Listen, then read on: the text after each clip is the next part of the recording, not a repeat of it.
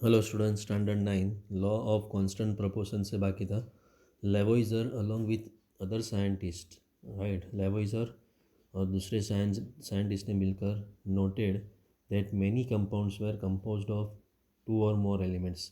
यानी ऐसे बहुत सारे कंपाउंड थे जो दो या उससे ज़्यादा एलिमेंट से बने हुए थे। And each such compound had same elements in same proportions. और ऐसे बहुत सारे कंपाउंड्स में सेम एलिमेंट्स थे और सेम प्रपोर्शन में थे, irrespective of where the compound came from, right, चाहे वो कंपाउंड कहाँ से भी आया हो और किसने भी उसको प्रिपेयर किया हो। In a compound such as water, the ratio of the mass of hydrogen to mass of oxygen is always 1:8, right. तो वाटर के अंदर हाइड्रोजन और ऑक्सीजन के मास का रेशियो 1:8 होता है। Whatever the source of water, यानी कहाँ से भी पानी निकालो आप, तो mass of hydrogen and oxygen क्या होगा, 1:8 ही होगा। Thus, if 9 gram of water is decompose, 1 gram of hydrogen and 8 gram of oxygen is always are always obtain, right. तो 9 ग्राम ऑफ वाटर को डिकम्पोज करेंगे तो 1 gram of hydrogen and 9 gram of oxygen हमेशा मिलेगा। Similarly in ammonia, nitrogen and hydrogen are always present in the ratio 14:3 by mass. मतलब अब हम ammonia कहीं से भी निकालेंगे तो नाइट्रोजन और हाइड्रोजन का रेशियो कितना मिलेगा हमें, 14:3, right. whatever the method or the source from which it is obtained, right. मतलब कहाँ से भी हम एमोनिया निकालेंगे, हम कोई भी मेथड से निकालेंगे तो नाइट्रोजन और हाइड्रोजन का रेशियो क्या मिलेगा, 14:3। This lead to law of constant proportions, right. तो इससे हमें क्या मिला, लॉ ऑफ कांस्टेंट प्रोपोर्शंस मिला, which is also known as the law of definite proportion. उसको हम लॉ ऑफ डेफिनेट प्रोपोर्शन भी बोलते हैं, right. Law of constant proportion और law of definite proportion, right, दो में से कुछ भी बोल सकते हैं। This law was stated by Proust as, right. तो इस प्रोस्ट ने बताया ये लॉ। तो क्या लिखा उसने, in a chemical substance the elements are always present in definite proportions by mass, right.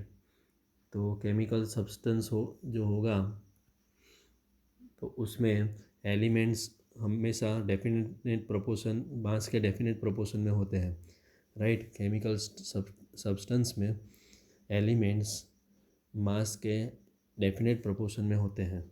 The next problem faced by scientist was to give appropriate explanation of this laws, right. तो scientist का दूसरा problem क्या हुआ कि ये जो laws हैं उनका अप्रोप्रिएट एक्सप्लेनेशन देना एक प्रॉब्लम हो गया। British chemist John Dalton provided the basic theory about the nature of matter, right.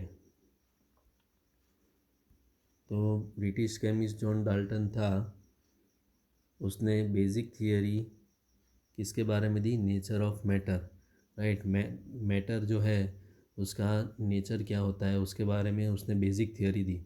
Dalton picked up the idea of divisibility of matter. तो उसने मैटर के डिविजिबिलिटी का आइडिया पिकअप किया, right, which was still then just a philosophy, right. तो वहाँ उस वक्त वो एक फिलोसॉफी था। ही टूक He took the name atoms as given by the Greeks and said that the smallest particle of matter are atoms, right।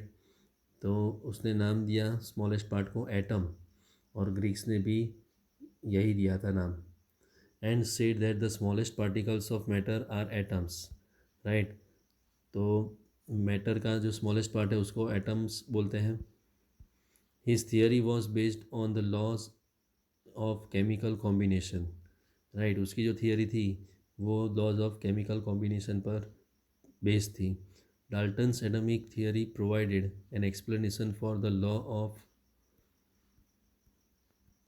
Conservation of mass and the law of definite proportions.